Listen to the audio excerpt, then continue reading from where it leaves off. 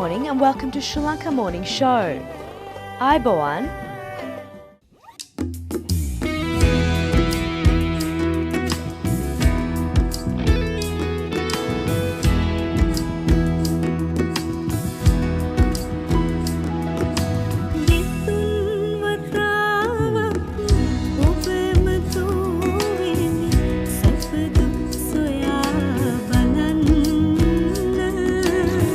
මගේ දුරකථනයේ අංකය මත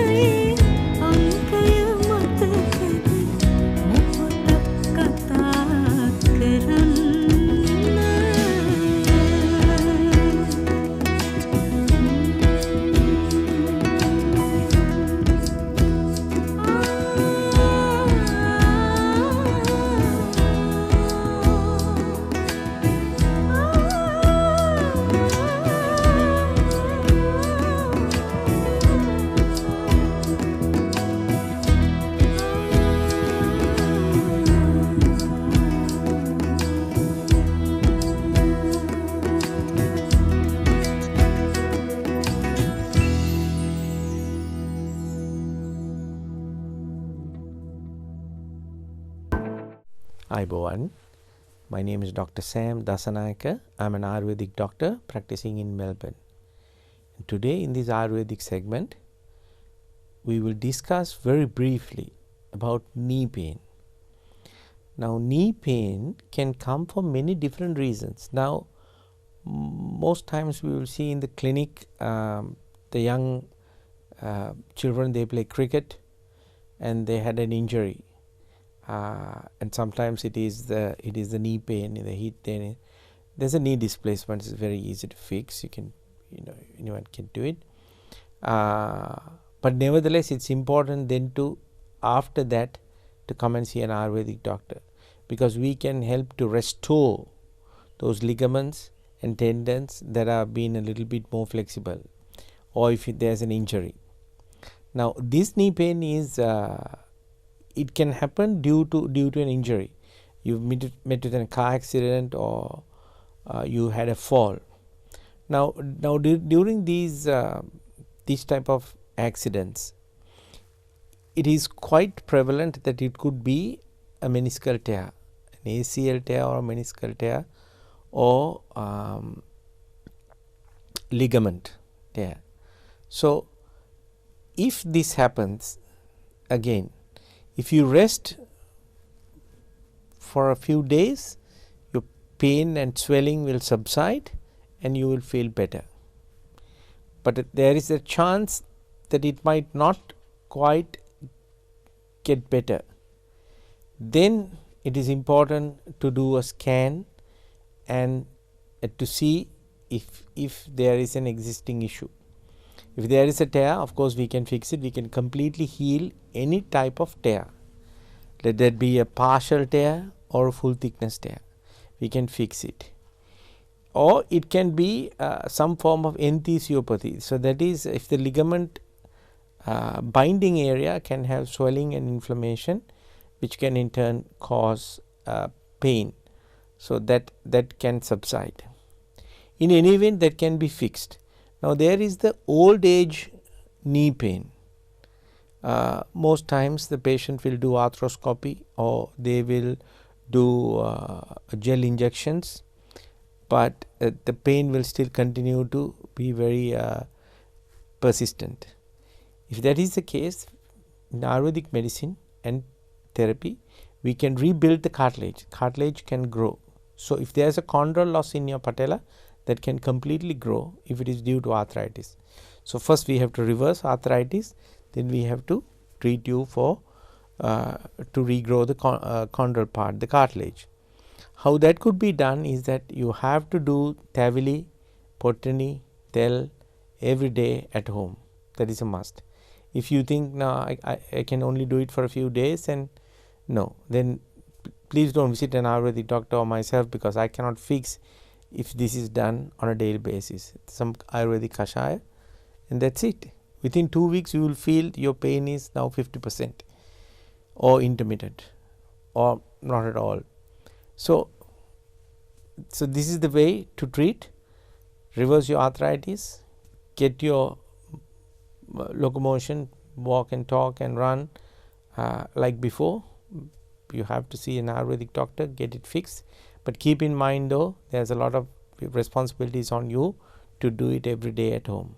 Okay, I hope you will make use of this information, and that will help you to recover from these type of issues. Until we meet again, Ayubowan.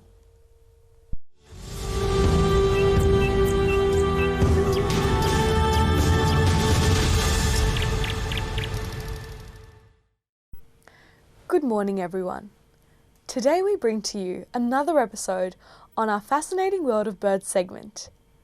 Joining with me is our very own bird enthusiast, Chanith Vijayratna. Welcome, Chanith. Thank you for having me again. So, Chanith, in our previous episodes, we've discussed many bird species, including the white-faced heron and the bowerbird. What species will you be discussing with us today? Well, today we'll be discussing one of my favorite groups of birds, the albatrosses. These are a group of birds that spend their lives almost entirely at sea.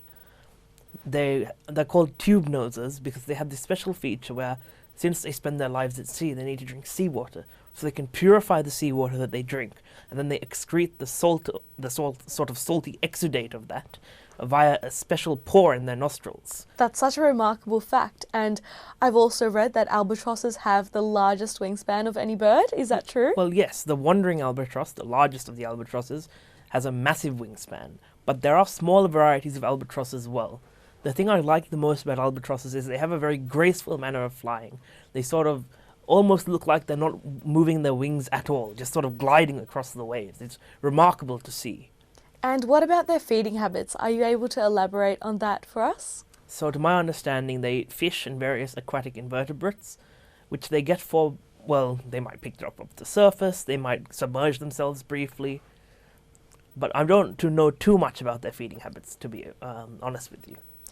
And in Melbourne, if an avid bird watcher is keen on spotting one of these birds, whereabouts would they find them? So there are two main options to see albatrosses, or indeed any sort of seabird. The first option is to take what's called a pelagic, which is a boat trip that goes out usually from Port Fairy or Portland, so not exactly Melbourne, towards the edge of the continental shelf to where the seabirds gather in their best numbers. And then that's the only way to see some sorts of seabirds reliably.